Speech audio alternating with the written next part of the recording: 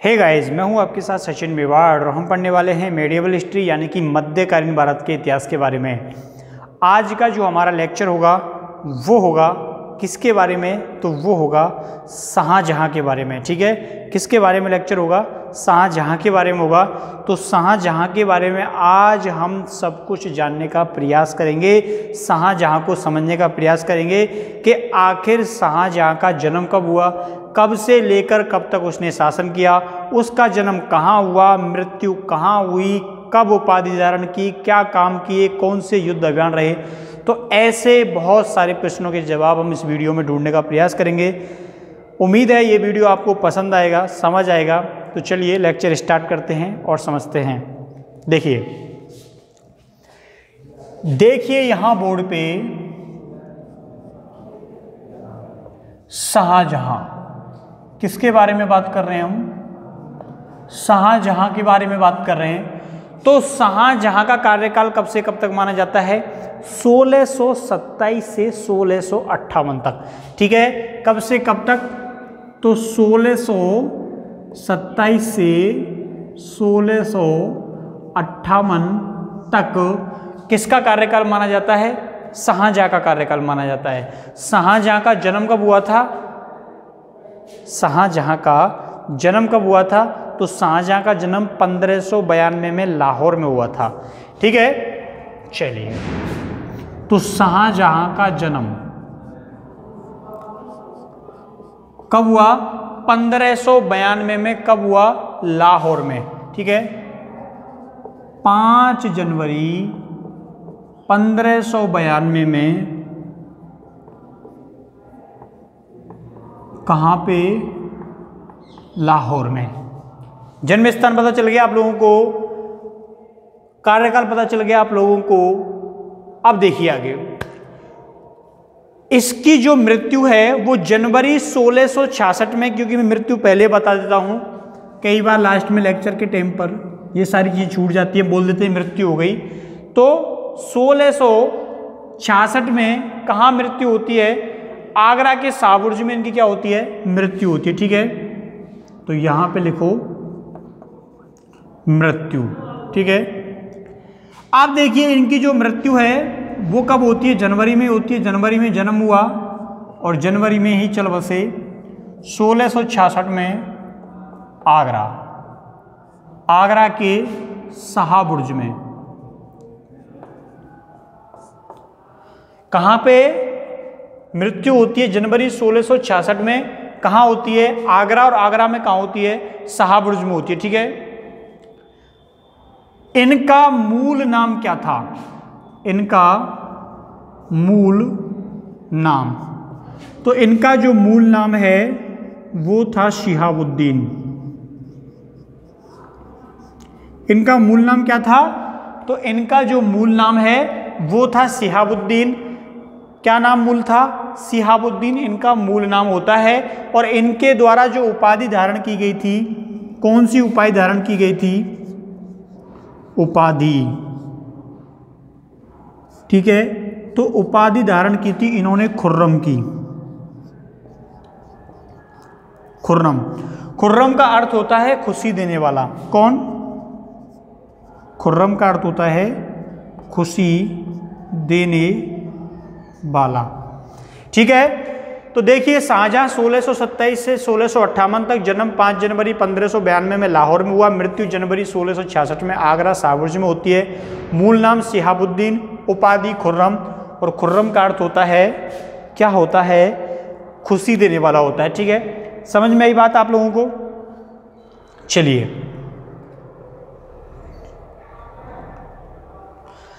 अब देखिए इसके द्वारा ये उपाधि धारण कर ली गई,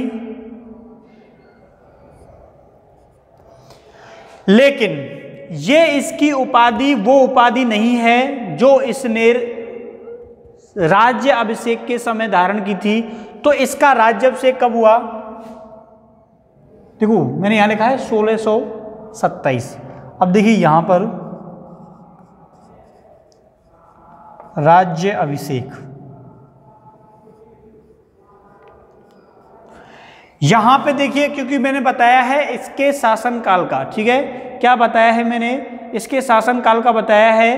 तो इसके द्वारा जो राज्याभिषेक के समय कौन सी उपाधि धारण की जाती है? अबुल मुजफ्फर शिहाबुद्दीन मोहम्मद साहिबे किराने सानी।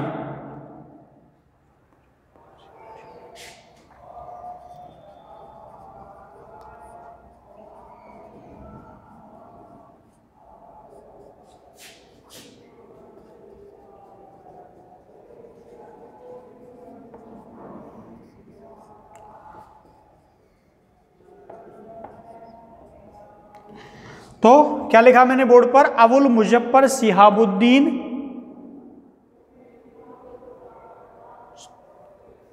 सिहाने, ठीक है, मोहम्मद साहिबे किराने सानी, मोहम्मद साहिबे किराने वानी, ठीक है। तो राज्याभिषेक इसका अबुल फजल, वो राज्याभिषेक के समय उपाधि कौन सी धारण की इसने? अबुल मुजफ्फर शिहाबुद्दीन मोहम्मद साहिब किराने बानी, ठीक है। तो ये इसके द्वारा उपाधि जो है वो धारण की जाती है, अबुल मुजफ्फर शिहाबुद्दीन मोहम्मद साहिब किराने सानी, ठीक है, सानी। तो ये काफ़ी महत्वपूर्ण उपाधि है जिसके इसके द्वारा कब धारण की गई? तो राज्याभिषेक के अवसर पर इसके द्वारा ये उपाधि जो है वो धारण की जाती है। अब देखिए इसका एक और नाम मिलता है, क्या नाम मिलता है? तो इसका एक नाम और मिलता है बेदौलत। क्या नाम मिलता है? बेदौलत नाम मिलता है। और बेदौलत जो नाम है, बेदौलत जो नाम है वो किसके द्वारा, बेदौलत जो नाम है वो किसके द्वारा दिया गया? इसको ये नाम दिया जाता है जहांगीर के द्वारा, ठीक है, जहांगीर के द्वारा।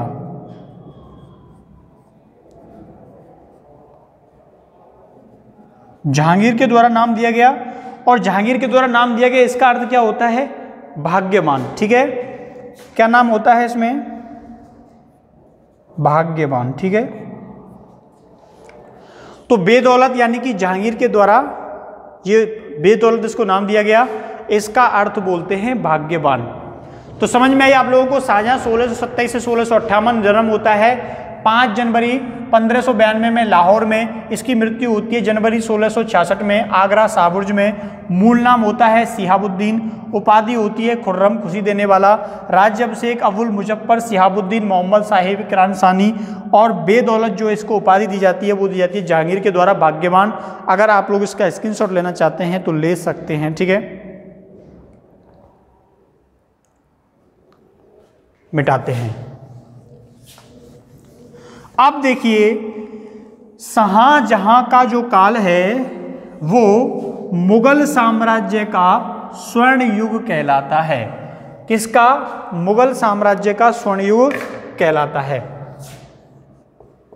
मुगल साम्राज्य का स्वर्ण युग, ठीक है। क्या कहलाता है ये? तो मुगल साम्राज्य का स्वर्ण युग कहलाता है। किसका काल कहलाता है? शाहजहां का काल कहलाता है। तो इस बात को आप लोग अंडरलाइन कर लेना, ठीक है। क्या कर लेना? अंडरलाइन कर लेना। ये पॉइंट काफी महत्वपूर्ण है, क्वेश्चन पूछा जा सकता है कि किसके द्वारा ऐसे कार्य किए गए कि उनका जो कार्यकाल है वो मुगल साम्राज्य का स्वर्ण युग कहलाया। अब देखिए इनकी पत्नी का नाम क्या था? इनकी पत्नी का नाम क्या था? अर्जुनमंद बानो, ठीक है। क्या नाम था? पत्नी का नाम क्या था? अर्जुनमंद बानो, ठीक है। अर्जुनमंद बानो जो है इनकी पत्नी का क्या होता है? नाम होता है। इसकी उपाधि क्या थी? इसकी उपाधि क्या थी? यहां लिखते हैं, बताइए। आप लोगों ने मुमताज का नाम सुन रखा है? मुमताज का नाम सुन रखा है आप लोगों ने? बिल्कुल वही थी ये, मलिका ए जहानी या मुमताज। मलिका ए जहानी, मलिका ए जहानी, या आप लोग बोल सकते हो मुमताज। समझ में आ गया? मलिका ए जहानी या मुमताज जो है वो किसको बोला जाता है? वो अर्जुन मंदबानो को ही बोला जाता है। और जो सब कुछ अधिकार थे वो इसी के पास थे। जैसे कि अगर मैं अधिकारों के बाद में बात करूं तो जो शाही मोहर होती थी, मोहर लगाने की होती थी, ठप्पा होता था, जो आदेशों को पारित करने का अधिकार था वो मुमताज के पास था। ये सबसे प्रिय पत्नियों में से एक होती है, मैंने इसी का नाम इसलिए बताया है। वैसे ये इसकी दूसरी पत्नी होती है, ठीक है? कौन होती है? ये इसकी दूसरी पत्नी होती है। इसकी पहली पत्नी जो थी वो किसी क्या बोलते हैं किसी मंत्री की पुत्री के साथ इसने क्या किया था? विवाह किया था। तो दूसरी पत्नी होती है, बस जानकारी के लिए, लेकिन सबसे प्रिय पत्नी यही होती है। इसने क्या किया था? इसकी जो पहली पत्नी थी, इसने अपने गुरु, ठीक है, यानी कि जो इसका गुरु होता है उसी की बेटी से क्या कर लिया था? विवाह कर लिया था। तो मलिका ए जहानी,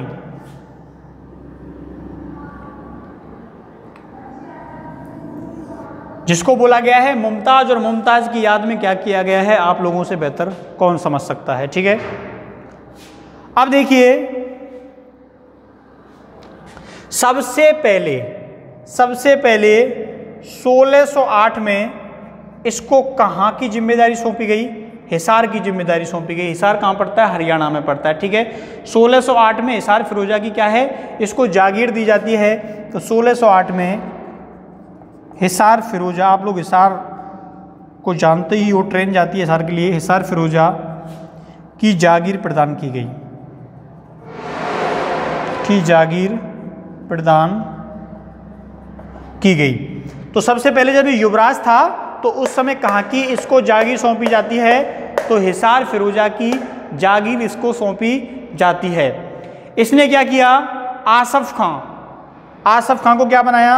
अपना प्रधानमंत्री बनाया। आसफ खां को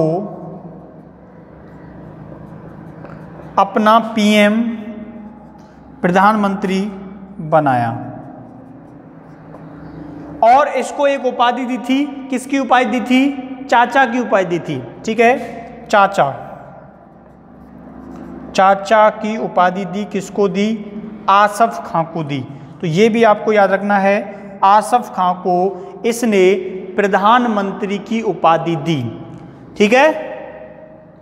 प्रधानमंत्री की उपाधि किसको देता है? ये आसफ खां को देता है। अब देखिए, आसफ खां को किस नाम से जानते थे उस समय? आसफ खां को उस समय द्वितीय सम्राट के नाम से जाना जाता था। नीचे दिख रहा है तुम लोगों को, तो यहां लिख लेना द्वितीय सम्राट। द्वितीय सम्राट क्यों कहा जाता था इसको द्वितीय सम्राट? क्योंकि इसके शासनकाल में शाहजहां के बाद सबसे ज़्यादा इसी का प्रभाव था, इसलिए इसको द्वितीय सम्राट के नाम से भी जाना गया है मुगल काल के दौरान। तो अगर कोई इसका स्क्रीनशॉट लेना चाहे तो ले सकते हैं, फिर हम इसको मिटाते हैं।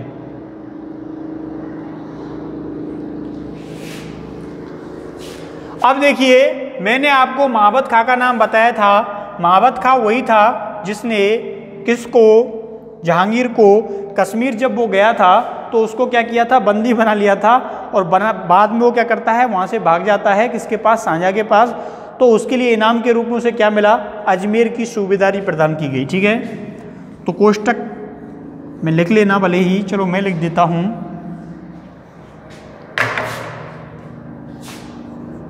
महाबत खां को अजमेर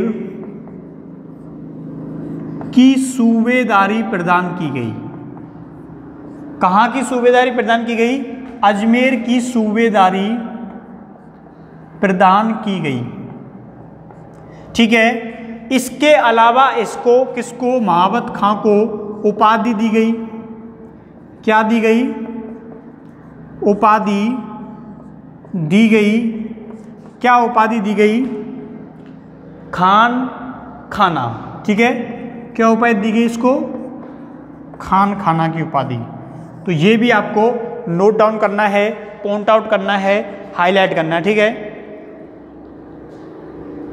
अब देखिए, शाहजहां ने क्या किया? एक नियम बनाया अपने पुत्रों को पर डे कितना पैसा देता था? तो अपने पुत्रों को डेली प्रतिदिन 500 रुपये देता था। उनके खर्चे के लिए कितना देता था? उस समय की बात कर रहा हूँ, ठीक है। उस समय 500 रुपये, आप लोग सोचिए एक दिन के 5 लाख के बराबर होते थे आज के। तो आप सोचिए आपको कोई 5 लाख रुपए देते हैं, घर वाले बोले बेटा 5 लाख रुपए हैं ये तुमको खर्च करने हैं आज ही आज में, और कल फिर 5 लाख मिलेंगे, तो आपके तो फिर कहने ही क्या, ठीक है, फिर आप रुकने वाले हो क्या? तो ये अपने पुत्रों को प्रतिदिन 500 रुपये खर्च हेतु देता था।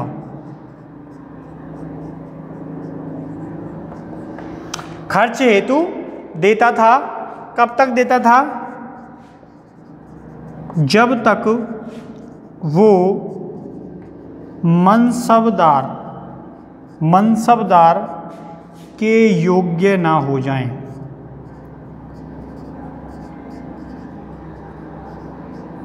ठीक है, किसके योग्य ना हो जाएं?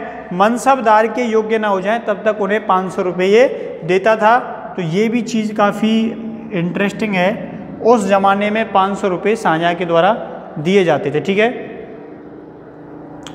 चलिए, इसके अलावा जब तक ये शासक नहीं बना था, तो दारा शिकोह और औरंगजेब को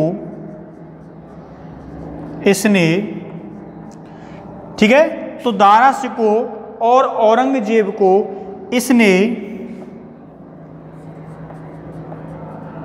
जमानत के रूप में, किसके लिए? जमानत के रूप में जहांगीर के पास रखा था।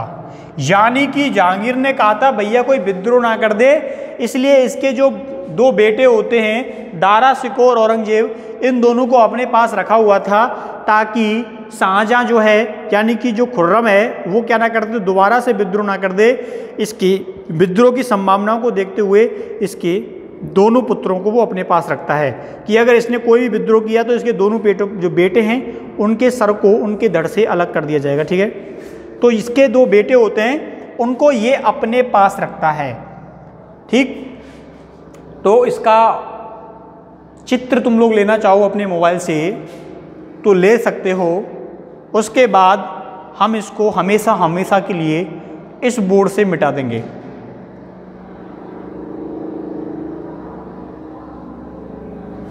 चलिए, अब देखिए, ये इसका क्या हो गया? परिचय हो गया। परिचय हम लोगों ने आपको इसका अच्छे से करा दिया।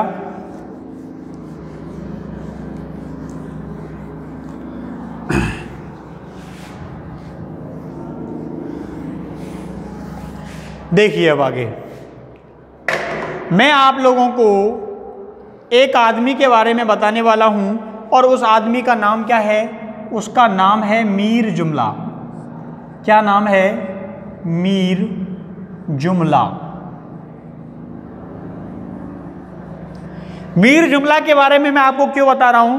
क्योंकि ये बहुत ही अच्छा आदमी होता है जो बाद में जाके प्रधानमंत्री बन जाता है। ठीक है, ये ईरान से आया था और इसका मूल नाम था मोहम्मद रशीद। ठीक है, मोहम्मद रशीद।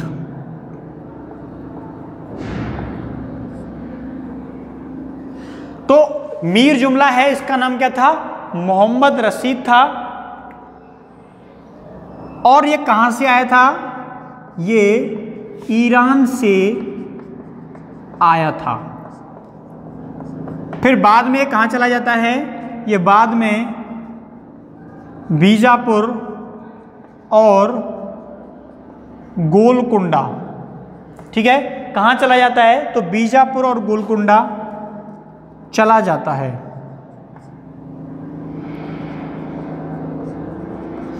ठीक है, तो ये बात आपको याद रखनी है, मीर जुमला मोहम्मद रशीद। ठीक है, देखिए रसीद वो वाली रसीद नहीं, फॉर्म वाली, तो इसको रईद कर लेना। ठीक है, रईद।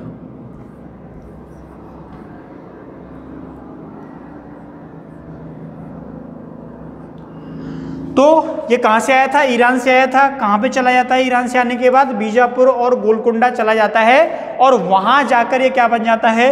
प्रधानमंत्री बन जाता है। ठीक है, इसको नोट डाउन कीजिए।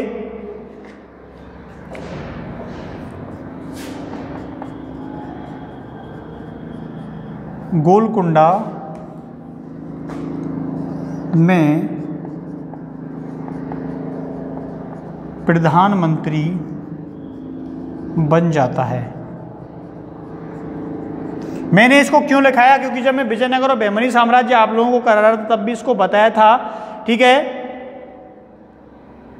इसलिए बता रहा हूं क्योंकि औरंगजेब मीर जुमला को क्या मानता था? अपना दार्शनिक और गुरु मानता था, इसलिए मैंने इसको लिखाया है। औरंगजेब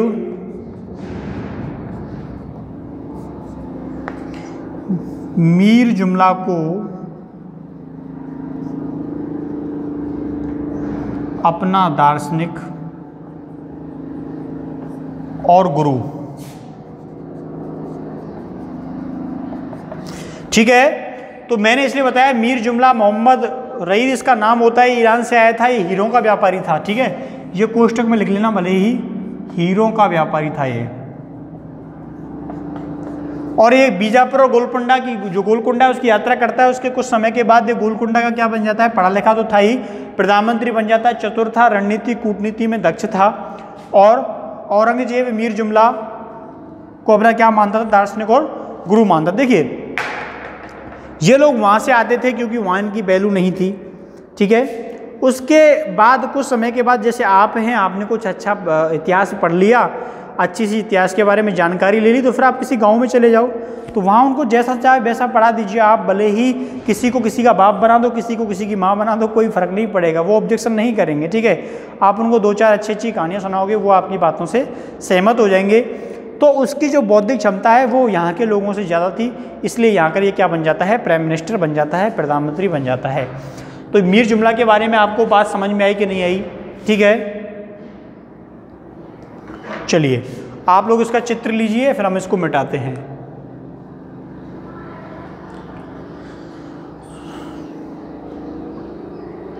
अब देखिए, इसको हमने क्या किया? रफ किया, इसको मिटा दिया।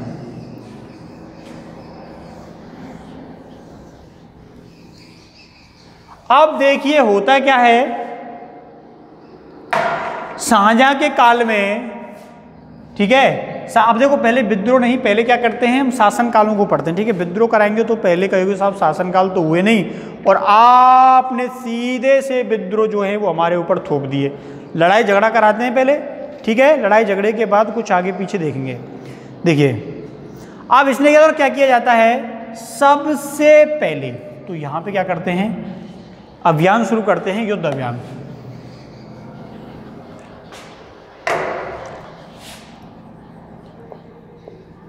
युद्ध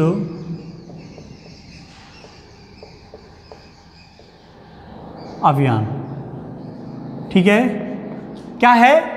युद्ध अभियान है इसका।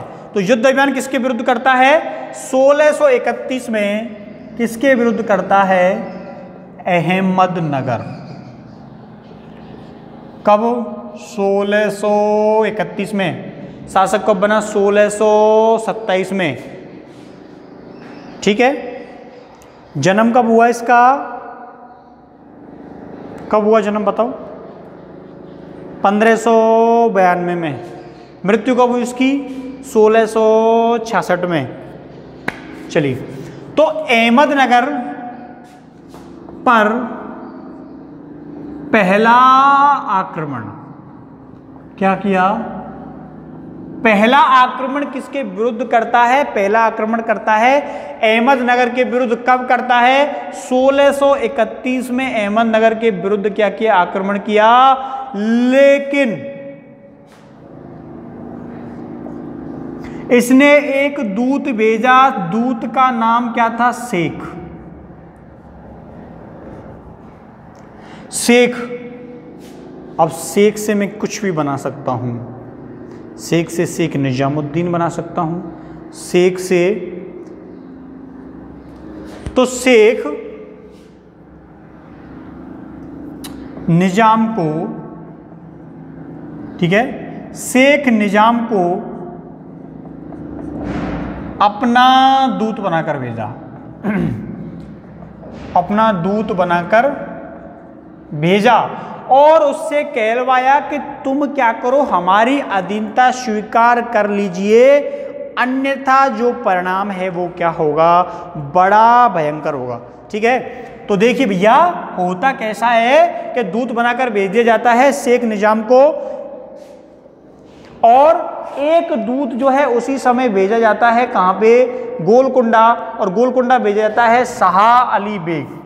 किसको भेजा जाता है, शाह अली बेग। शाह अली बेग को गोलकुंडा भेजा गया। ठीक है, कहाँ भेजा जाता है, तो शाह अली बेग को गोलकुंडा भेजा जाता है, और यहाँ का शासक उस समय कौन था, अब्दुल्ला था। उससे क्या मांग की जाती है कि हमें क्या दो, हीरे दो। क्या दो, हीरे दो। ठीक है, गोलकुंडा भेजा गया और अब्दुल्ला से हीरों की मांगी। ये केवल लड़ने का एक क्या था, बहाना था। क्या था, बहाना था। ठीक है, तो समझ में आ गया आप लोगों को बात। युद्ध अभियान सबसे पहले अहमदनगर, कब, 1631 में। पहले आक्रमण से पहले क्या हुआ, दूत भेजा। किसको भेजा, शेख निजाम को भेजा। इसका पूरा नाम क्या था, क्या लिखते हैं, पूरा नाम लिखते हैं इसका। ठीक है, फिर कहोगे सर इस किताब में तो ये लिखा है और आप लोगों ने ये लिख दिया, शेख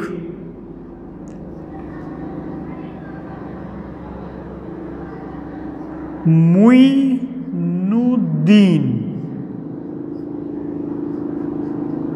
शेख मुइनुद्दीन निजाम था इसका। ठीक है, पूरा नाम। शेख मुइनुद्दीन निजाम को अपना दूत बनाकर भेजा, और उसी समय शाह अली बेग को भी क्या बना के भेजा, अपना दूत बना के भेजा। कहाँ भेजा, गोलकुंडा भेजा गया। और अब्दुल्ला कौन था, अब्दुल्ला वहां का शासक था उस समय। अब्दुल्ला से क्या मांगा, हीरे मांगे। उसने क्या कहा, नहीं देंगे। ठीक है, तो लिखना है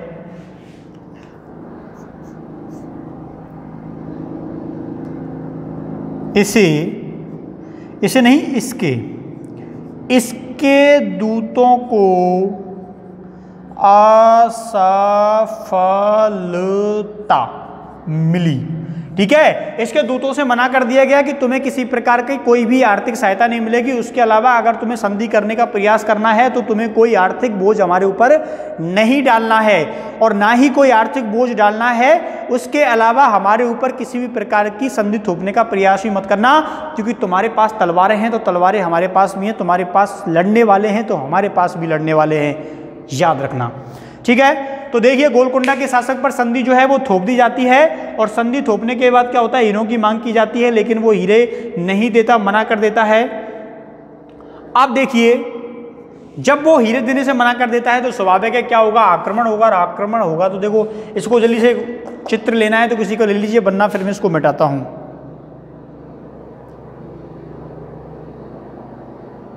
ठीक है,